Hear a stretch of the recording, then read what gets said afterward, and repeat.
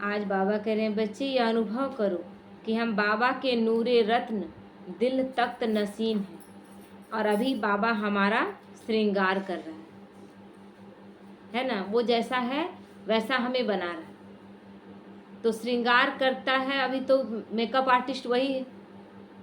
अब ऐसे हम जब ब्यूटी पार्लर जाते हैं तो क्या बोलती है ब्यूटिशियन, हिलिएगा नहीं, हिल जाइएगा तो क्या होगा, मेकअप गड़बड़ा जाएगा। इसलिए ठीक से रहने बोलता है, स्टेबल रहने के लिए कहती है ना। तो भगवान भी अभी हमारा श्रृंगार कर रहा है। तो इस श्रृंगार जब वो करता है तो उस श्रृंगार में कभी कभी हम हलचल में आ जाते हैं। कैसा श्रृंगार कर रहा है, मान लीजिए कि वो हमें हमारे अंदर सहन शक्ति देना चाह रहा है, तो कोई प्रॉब्लम देकर देखेगा ना कि बच्चा मेरा सहन शक्ति इसमें आया कि नहीं आया।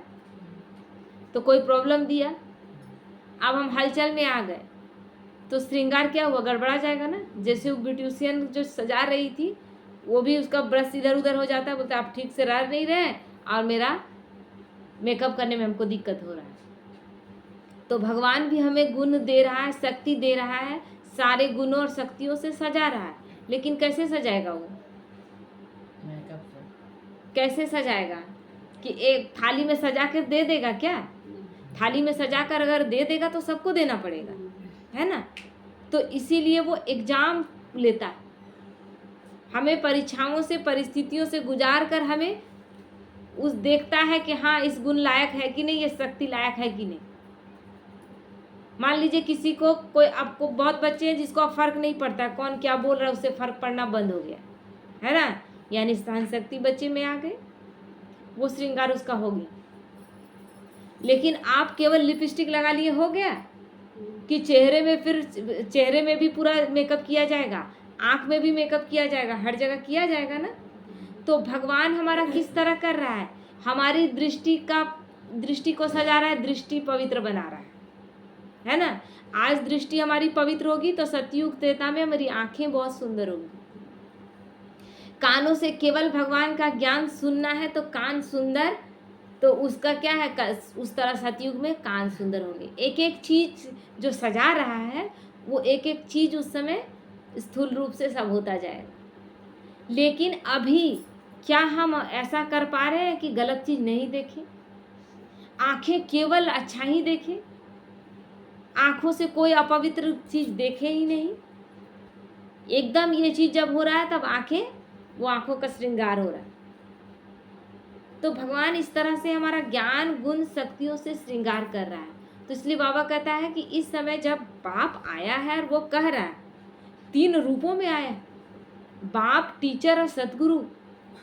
केवल वो बाप नहीं है कि बाप है तो चलो बच्चा थोड़ा सा बदमाशी भी किया तो कोई दिक्कत नहीं, लेकिन उसका रिस्पॉन्सिबिलिटी 3 जिम्मेदारी उसके माथे में। तो वो तीनों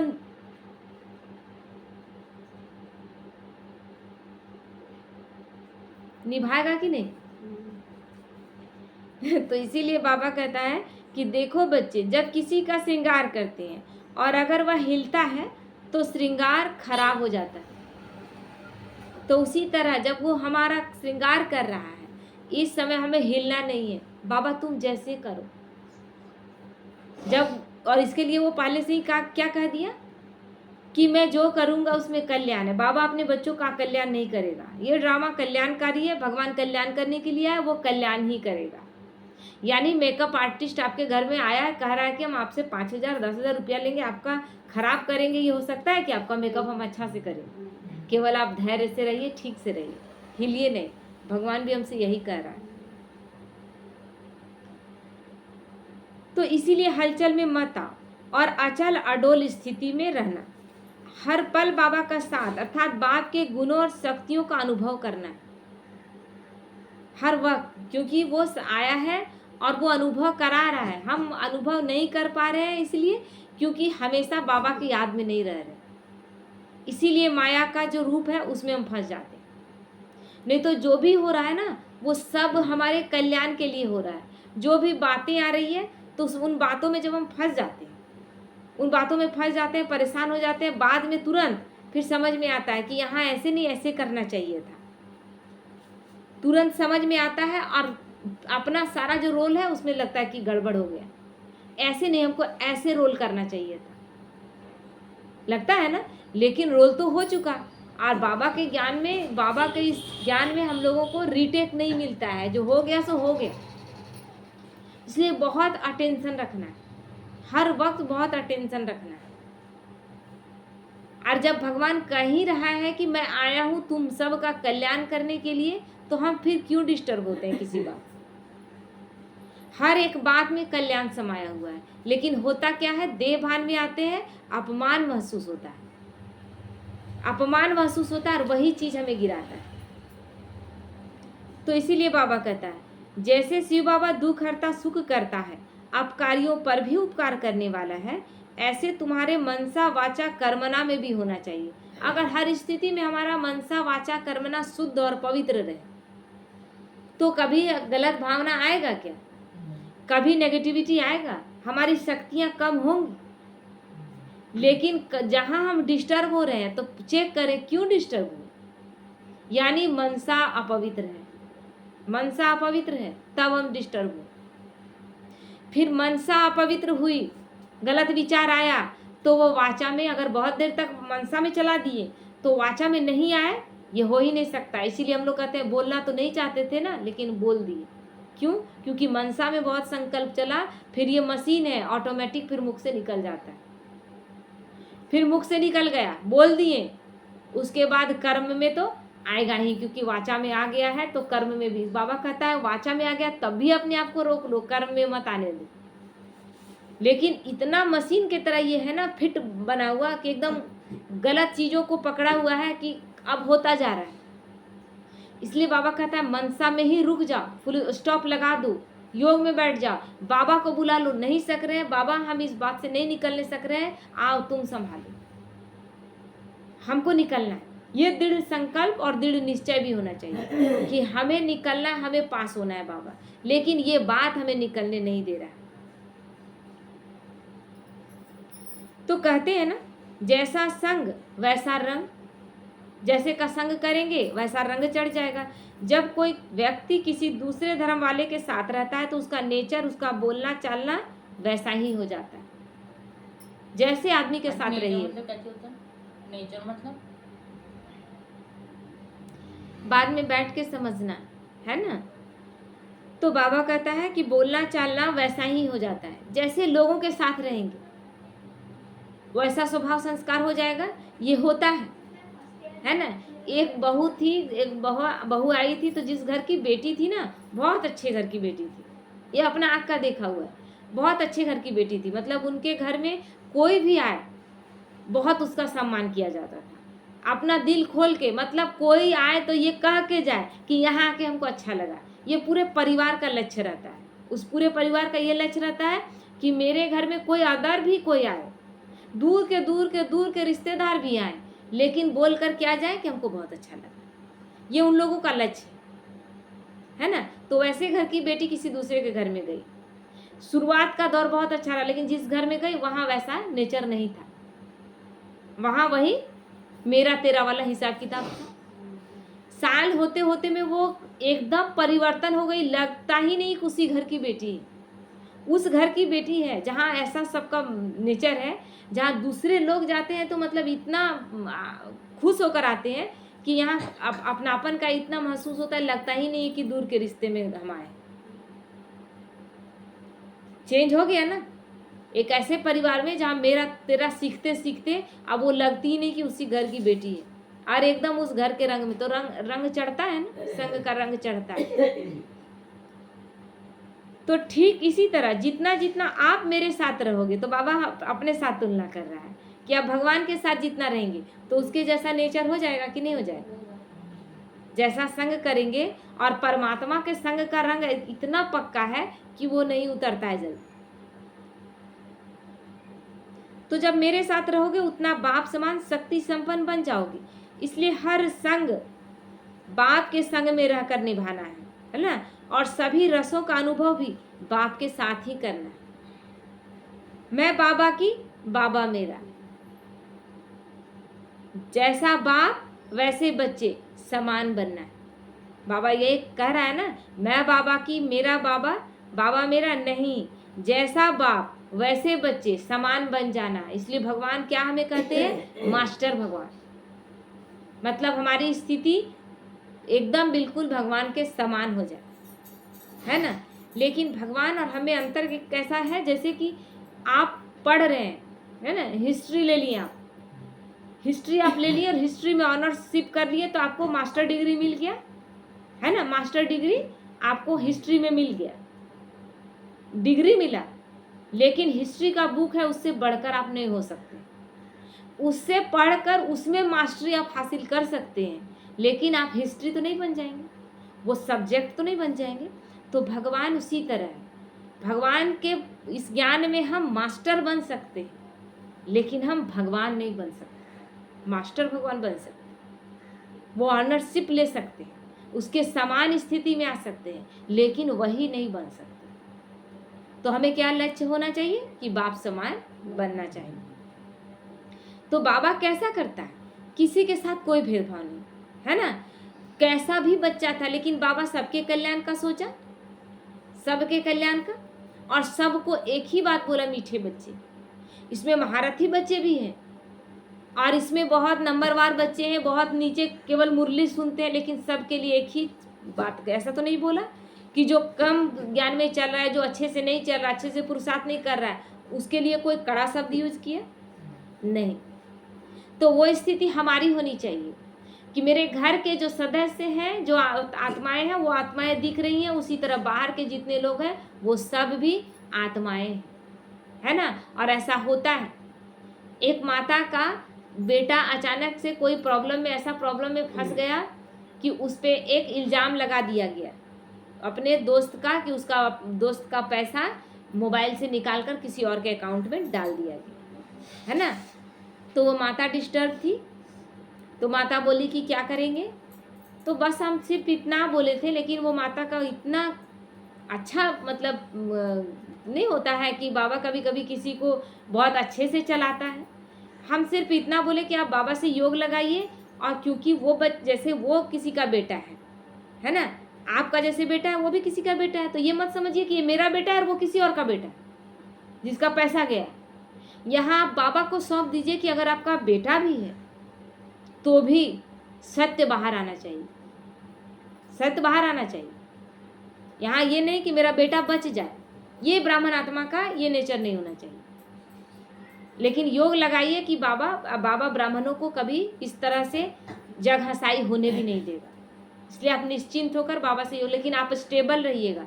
चिंतित हो के अगर योग लगाएंगे तो उसका कोई एकदम नहीं काम करेगा। चिंता करके अगर योग लगाएंगे, कोई चिंता नहीं, निश्चिंत कि भगवान मेरे साथ। उसके बाद बोल के, और उसके बाद 1-2 दिन भूल गए, तीसरा दिन पूछे प्रॉब्लम सॉल्व हुआ? बोली सॉल्व हो गया। बाबा से योग लगाए। और बाबा को एक बात हम भी बोले, क्योंकि देखिए कुछ एक लाइन बोलते हैं आप ना, तो दूसरा लाइन बहुत समझ में आता है कि हाँ ऐसा होना चाहिए। किसी ने एक लाइन कह दिया तो उससे एक लाइन हमको बढ़ के सोचना चाहिए। तो उसने बढ़कर सोचा। वो क्या बोली कि हो सकता है कि मेरा बेटा ही गलत हो इसमें, लेकिन अभी बाबा से हमको क्या कहना है? बाबा अगर मेरा ही बेटा गलत इसमें है तो उसको क्लियर करो, क्योंकि अगर अभी इस वक्त हम उसका एक गलत में साथ देते हैं तो उसका फिर आगे बढ़ के और भी गलत काम करेगा। तो अब जो सही है हम एक्सेप्ट करने के लिए तैयार है ना। लेकिन ये थाना पुलिस बहुत बड़ा मामला था, लेकिन बोल दी कि नहीं, जो सही है उस चीज को सामने लाई, और जो सत्य था सामने आया, बेटा निर्दोष था, क्लियर हो गया। क्यों? क्योंकि स्टेबल रही। मेरा बेटा है, पता नहीं क्या हो जाएगा, मेरा बेटा किसी भी हाल में अगर सबके सामने हाईलाइट हो गया, सच सामने आ गया, हो सकता है मेरा बेटा ही गलत हो। नहीं बाबा, ऐसा मत होने देना, ये गलत डिमांड। लेकिन हमें धैर्यवत चलना है, और वो कार्य नहीं करेगा, ये नहीं हो सकता है। तो बाबा कहते हैं जैसा बाप वैसे बच्चे, समान ही बनना है। गलती से भी किसी को ग्लानि वाले बोल नहीं बोलने, बाबा ने कभी नहीं बोला।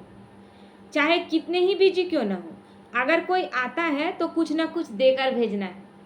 कितने ही बिजी क्यों ना हो, आपके घर में अगर कोई भी आया है तो वो खुश होकर जाए, उसका स्थिति कैसा हो, कुछ भगवान का कुछ साथ में लेकर जाए। है ना। तो आज जाते जाते ही अचानक ख्याल आया कि राखी बांध देना चाहिए, और राखी बांध करके आखिर कुछ वरदान के रूप में या बाबा के घर का कुछ टोली ही मिला तो लेकर अब महात्मा गई ना, कुछ तो लेकर गई। तो इसलिए बाबा कहता है अगर कोई आता है तो कुछ न कुछ देकर भेजना है, अर्थात ऐसे भी ख्याल ना आए कि यह क्यों आ गया। कहते हैं ना बड़ा दोपहरी में क्यों कोई आ जाता है, दोपहर में कोई आ जाता है तो सोना खराब कर देता है। ये सब गलत बातें, क्योंकि मेरे घर नहीं, अब तो घर भगवान का है। तो जो भी आ रहा है भगवान के घर में आ रहा है, मेरे बाबा के पास आ रहा है, और बाबा खाली भेजेगा। तो बाबा पर निश्चय रखो, दुनिया में भी अगर कोई कुछ वायदा करता है तो वो भी उसे पूरा करता है ना। दुनिया के मतलब साधारण लोग नहीं, हम वादा किए, हम तो वादे के पक्के हैं, हम तो वचन के पक्के हैं, कहते हैं ना, हम वचन कभी नहीं तोड़ सकते। तो वो भी उसे पूरा करता है। और फिर यहाँ तो स्वयं परमात्मा है, बाप बनकर बोल रहा है। बाबा गलत बोलेगा, झूठ बोलेगा क्या? नहीं। निश्चय है ना बाबा पर। तो निश्चय रखो, इतना निश्चय होना चाहिए कि हम ही कल्प कल्प के विजयी हैं। बाबा ने क्या कहा था कि जिस दिन बच्चे मैंने जिस दिन तुम्हारा हाथ पकड़ा था उसी दिन मैंने तुम्हें विजय का तिलक लगा दिया था। फिर हम कैसे कहें कि हम हार जाएंगे? फिर ये बोल हम क्यों बोले कि हम हार जाएंगे? नहीं, हम ही जीते थे और हम ही जीतेंगे, हमारे अलावा जीतेगा कौन? बाबा ने जीतने वाले का ही हाथ तो पकड़ा है, तो हम नहीं जीतेंगे तो कौन जीतेगा? तो जैसे माँ को अपना छोटा बच्चा सोते जागते याद रहता ही, सोई भी रहेगी ना, और कुछ आवाज उठेगा तो सबसे पहले बच्चे को पकड़ेगी, अपने बगल में बैठी है, दूर कोई आवाज आ रहा है ना, कभी बिल्ली कुछ गिरा दी, कोई बर्तन कहीं गिर गया, या दरवाजा कोई खटखटाया, लेकिन माँ का हाथ सबसे पहले अपने बच्चे के बगल में, बच्चे को छू के देखती है, मेरा बच्चा ठीक है ना। नींद में है, लेकिन नींद में भी वो सबसे पहले अपने बच्चे को छू कर देख लेती है, तब वो फिर देखती है कि कौन आया कि कौन गया। मतलब यहाँ से निश्चिंत हो गई, तब दूसरे पर ध्यान देती है। हमारी स्थिति भी ऐसे होनी चाहिए। बाप के लिए सबसे पहले मेरा बाबा याद आना चाहिए, जैसे माँ छोटे बच्चे को हर बात में याद करती। तो माँ सोते जागते याद करती ना, अपने बच्चे को याद में रहती है। ऐसे ही बुद्धि रूपी आंख से बाप को हर समय देखते रहो, मतलब इतना ध्यान रहे, जितने छोटे बच्चे का ध्यान था ना उतना ही ध्यान बाबा पर रखना है हर वक्त। तो बाबा कहते हैं उठो चलो, जो भी कर्म करो बाबा के साथ का अनुभव। कोई भी कर्म कर रहे हैं हर वक्त अनुभव हो कि बाबा मेरे साथ है। कितना अच्छा मतलब रिलेशन को जोड़ा है बाबा, जैसे अपने छोटे बच्चे के लिए केयर है आपका, है ना।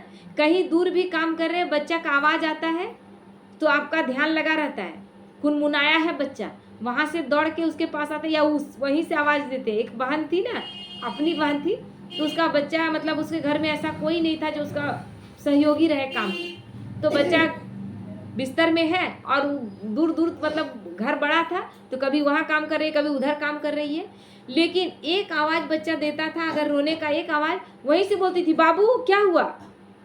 छोटा बच्चा अभी मतलब बिस्तर में है, वो बैठ भी नहीं सकता है, लेकिन माँ का एक आवाज में चुप हो जाता था। क्या हुआ, क्यों रो रहा है? क्या वो भाषा समझ रहा है उतना छोटा बच्चा? लेकिन माँ का आवाज कैसे पहचान रहा है? वो कहती थी और बच्चा चुप हो जाता था। कितना समझदार बच्चा है, उतना दूर से बोल रही है, हम लोग सामने जा रहे तो नहीं चुप हो रहा है, माँ का आवाज सुन रहा है चुप हो जा रहा है। ये बॉन्डिंग बना हुआ है माँ का और बच्चे का। तो हमें भी बाबा के साथ वही वो बना रहा है, वो बनाया हुआ है हमारे साथ रिलेशन को, हमने अभी नहीं बनाया। हमें हर वक्त याद आता है, हर बात में याद आता है, हर एक छोटे छोटे बात में भगवान याद आता है। तो बाबा कहते हैं वो अनुभव करो, हर कर्म चलते फिरते उठते बैठते। एक चीज हो गया ना, कुछ भी खाने जाइए तो लगता है ना कि बाबा को ये भोग नहीं लगा तो कैसे खाएं। कुछ भी, कोई फल भी ला कर दे दे, कोई हाथ में अमरूद ही तोड़ के ला कर दे दे, बाबा को तो नहीं दिए। तो ये रिलेशन बन रहा है, इसको और पक्का करना है ना, इतना पक्का इतना गहरा कर लेना है कि फिर मैं और मेरा बाबा ये फिर बोलने का जरूरत नहीं पड़ेगा, ये स्थिति हमारी बन जाएगी। ठीक है, ओम शांति।